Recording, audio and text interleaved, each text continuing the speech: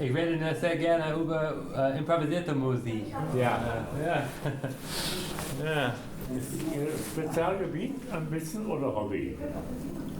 Das ist schwer zu beantworten. Ich bin nämlich Amerikaner und da hat dieses Wort Hobby irgendwie eine andere Betonung. Ja. Hier ist es möglich, finde ich, dass wenn man Hobby sagt, dass man das trotzdem ein bisschen ernst machen kann.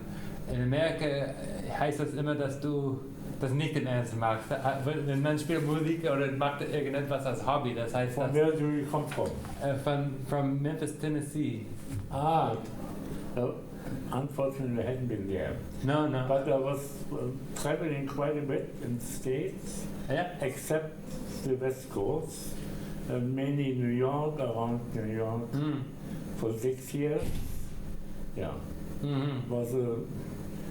Was a good time. Had my own groups and played all the name clubs in New York, like the old Birdland. When was this? Village Vanguard, Café Bohemia in the village, and so. It was a good time. Did you have an American band or a European band with you? No, straight New Yorkers. Yeah. Yeah. So you were living there for some time, maybe, and emigrated actually. Okay, you lived in New York then for some time. Yeah. Oh yeah, and when was this? There was 56 to 62. Oh, in prime it was time. A good time. Oh wow. And lots of happening. The big time is the 48th Street or 52nd Street, where all the clubs, one after another, that didn't exist anymore. No, it was already gone, but still enough life in the city now. Right. It's so not many clubs. In New York. No. But things move. And I was living there in New York for 10 years before I came to Hanover, and the places that were famous in Manhattan, now there's only millionaires living there. So, but of course I was living in Brooklyn, and you go deep in... Brooklyn's a scene right now. Many things are happening there. Yeah. Much more than in Manhattan. Absolutely, yeah. I know. Small, unknown places. Unknown bands. You can try out things. Whatever you feel, you can try out in this kind of clubs. Absolutely. You know, let's say in the old Birdland, I played with Green, with the top New York guys. Yeah. Then I had my own quartet. They expect not to try out in the famous ones now. Right. Or Village Vanguard, you have to deliver the ready thing. Right. Yeah. Right. Absolutely. But the more interesting is nevertheless the Brooklyn scene, where you can hear the younger generation trying out things. I think that's great. Yeah, absolutely. Yeah. I mean, the whole thing, but at the time, so each Sunday, we played jam sessions Sunday morning, late in the afternoon, from morning in the afternoon, in some private home. After you stayed awake the whole night, or did you No. wake up? No. Okay. Not playing the whole night. Yeah. No, that would be too much a little bit. Yeah. You meet talented people, and it was fantastic. Yeah. I was 2 years in the Goodman band. Okay. Yeah, so everything was fine, and but I had to make a decision one day. And had to say, okay, it is interesting. It's a dangerous city. To really want to live for the rest of your life in the city. I love to be there, even now. Yeah. If someone, I would go tomorrow, but it is not the same anymore. And all the people I used to know, let's say the guy who took me, like John Hammond, the chief of he was working with you. Okay. He found me. Yeah. Okay. Okay. He did the first album for Avantgarde, label, then Mr. Erdogan, the chief of Warner Brothers. Mm-hmm. So I was in the best sense. Yeah. Wow. Absolutely. With John Yeah. Hammond. Yeah. That's fantastic. But it's my And feeling. I decided Yeah. at the time Europe was open, very open for new things. And this is the After 60s. 6 years New York, Yeah. I said, why not try it again in Europe to Mhm. continue? Mm-hmm. So all the radio stations, all the record companies Yeah. had very good contracts. So I decided to stay. Yeah. I can do what I want. I can choose who I want to play with. Right. Well, should I be for the rest of my life in the rat race? Yeah. Yeah. It is really a rat race. It is. I know. But a very interesting one when you learn a lot. Absolutely. Yeah. It's an education. Yeah. But then, so it's. I like this story. You never stopped chasing the new thing, No, and never stopped. yeah, Up to now, yeah. yeah. I mean, it must.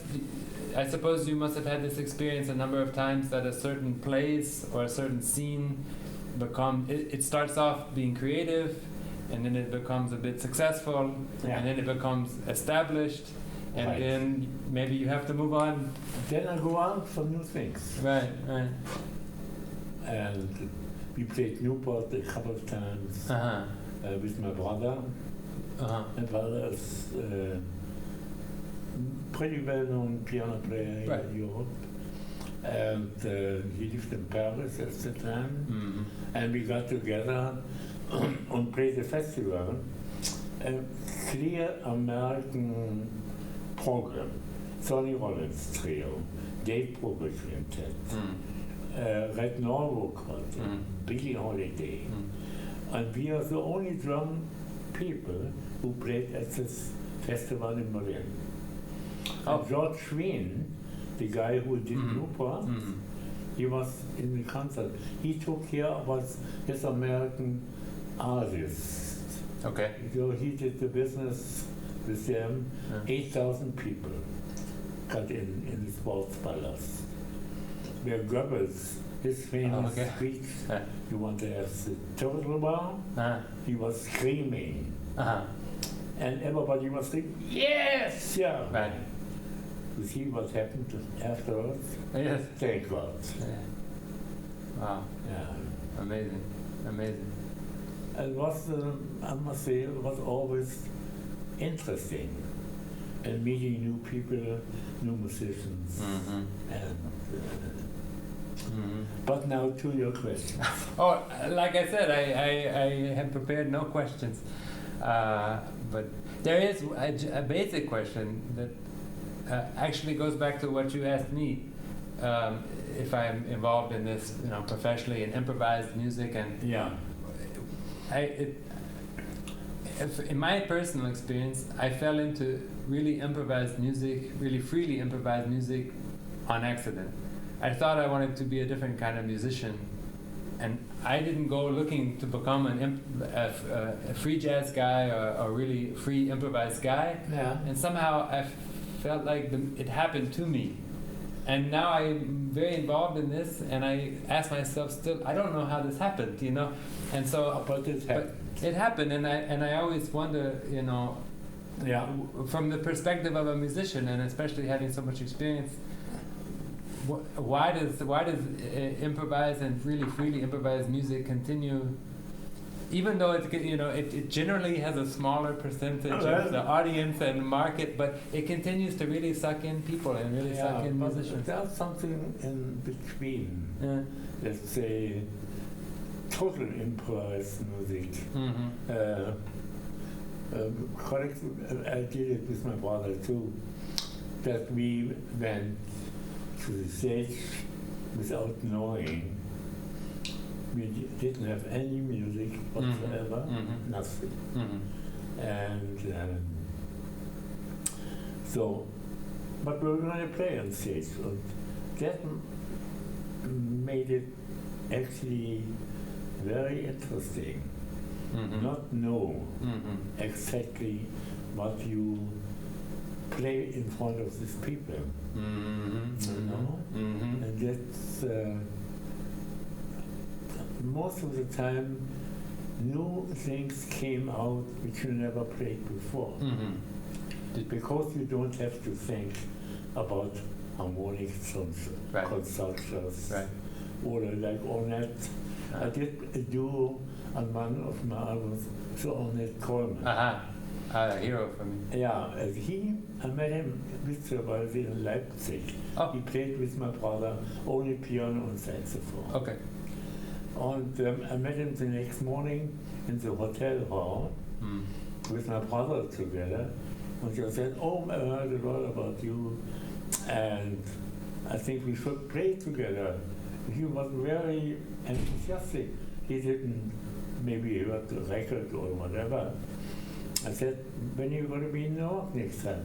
I said, "Next time, and 4 weeks later, I'm going to be in New York."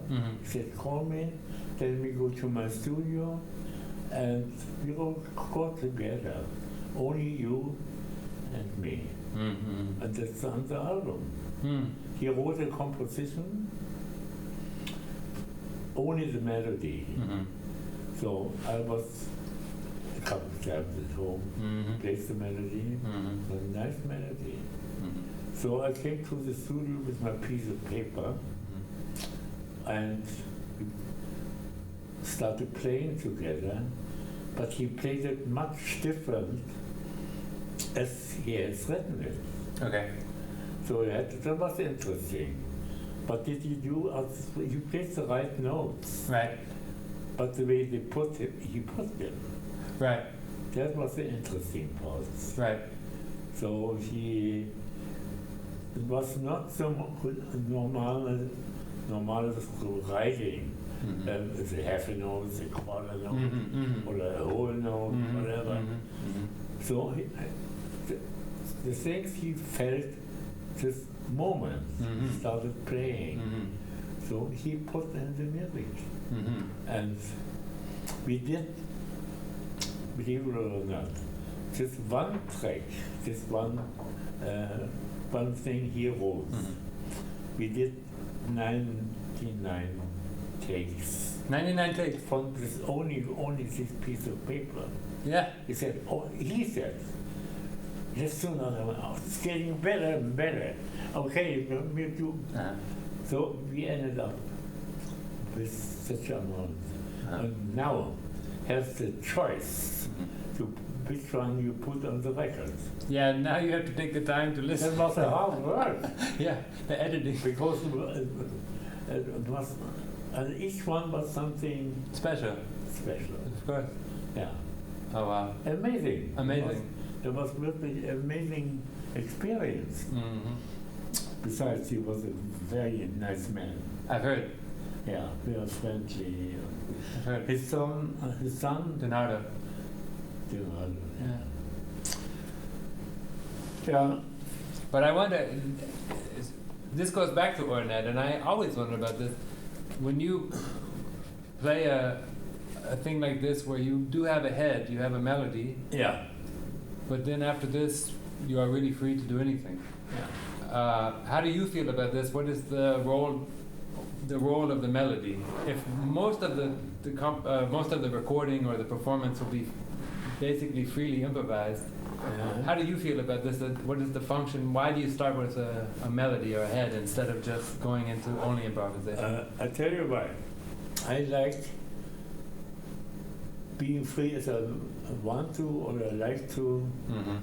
I like to have some thoughts, even if it's very little a frame. I like to mix it with a frame and then if it's played once, then I fly away. I don't care anymore about the frame, but I like to have it. Right. Which makes the other one too much out of the air and Or let's say the interesting part, if you have a frame, to continue with this frame and make it wide and big and open. Mm-hmm. Mm-hmm. That's the reason that tonight is some sort of problem. Mm-hmm. Yeah. Mm-hmm. Yeah. But I think in a way it belongs to it. Mm-hmm. Or surprising things you do perfectly together Mm-hmm. and forget at the same second you did it. Did you ever have the experience of hearing a recording? Huh? Did you ever have the experience of hearing the recording, Yeah. a recording of maybe a concert or in the studio, and not recognizing your own playing, hearing some music from thinking, I don't know who played this because I don't Yeah, recognize it. Of course, there are certain things. Yeah. It takes maybe a little longer to recognize yourself, Right. but you recognize yourself Mm-hmm. and the sounds and the embouchure or Right. But I mean, from the musical ideas, Yes, I say, where you hear musical ideas that are not your own cliches, that you think, I don't know, yeah. it doesn't sound like my style, I don't know where this came Yeah. from. Yeah. I try, let's say, always to continue in a way the things which is the so-called frame. Mm. But really don't care about the frame anymore. Mm-hmm. Trotzdem Mm-hmm. Continue the compositions as it comes at the second. I never can repeat it.